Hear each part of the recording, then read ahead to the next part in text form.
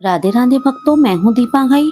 अब आप कथा सुनिए तुलसीदास जी की हनुमान जी से भेंट कैसे हुई। काशी में तुलसीदास जी राम कथा कहने लगे। वहाँ उन्हें एक प्रेत मिला जिसने उन्हें हनुमान जी का पता बतलाया।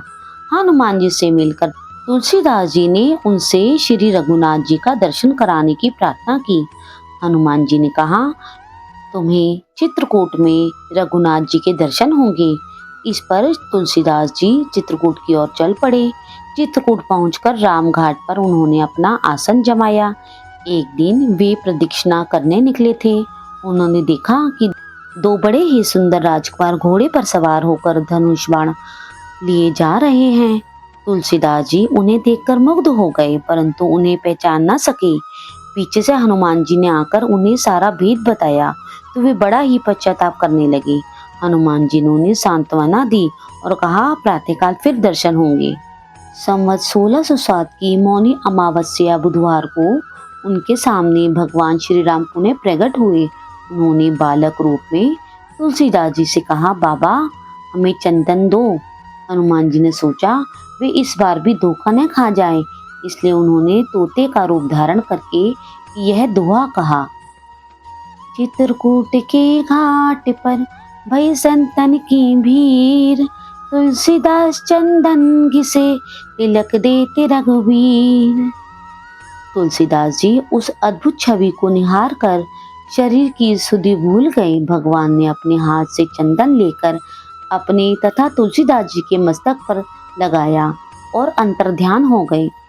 संवत 1627 में ये हनुमान जी की आज्ञा से अयोध्या की ओर चल पड़े। उन दिनों प्रयाग में माघ मेला था। वहाँ कुछ दिन वे ठहर गए। पर्व के 6 दिन बाद एक वट वृक्ष के नीचे उन्हें भारद्वाज और यज्ञवल्क मुनि के दर्शन हुए। वहाँ उस समय वही कथा हो रही थी जो उन्होंने शुकर क्षेत्र में अपने गुरु से सुनी थी। वहाँ से ये काशी चले आए और वहाँ प्रहलाद घाट पर एक ब्राह्मण के घर निवास किया। वहाँ उनके अंदर कवित्व शक्ति का स्मरण हुआ और वे संस्कृत में पद्म रचना करने लगे। परंतु दिन में वे जितने पद रचते, रात में वे सब लुप्त हो जाते। यह घटना रोज घटती। 8वें दिन तुलसीदास जी को स्वप्न हुआ। भगवान शंकर ने उन्हें आदेश दिया कि तुम अयोध्या में जाकर रहो और हिंदी में काव्य रचना करो। मेरे आशीर्वाद से तुम्हारी कविता सामवेद के समान फलवती होगी। तुलसीदास जी ने उनकी आज्ञा शिरोधार्य कर काशी से अयोध्या चले आए। संवत 1631 का प्रारंभ हुआ। उस साल रामनवमी के दिन प्राय वैसा ही योग था जैसा त्रेता युग में राम जन्म के दिन था। उस दिन प्रातःकाल श्री तुलसीदास जी ने श्री रामचरितमानस की रचना प्रारंभ की। 2 वर्ष 7 महीने 26 दिन में ग्रंथ की समाप्ति हुई। संवत 1633 के मार्गशीर्ष शुक्ल पक्ष में राम विवाह के दिन 7 कांड पूर्ण हो गए। इसके बाद भगवान की आज्ञा से तुलसीदास जी काशी चले आए। वहां उन्होंने भगवान विश्वनाथ और माता अन्नपूर्णा को श्री रामचरितमानस सुनाया। रात को पुस्तक श्री विश्वनाथ जी के मंदिर में रख दी गई।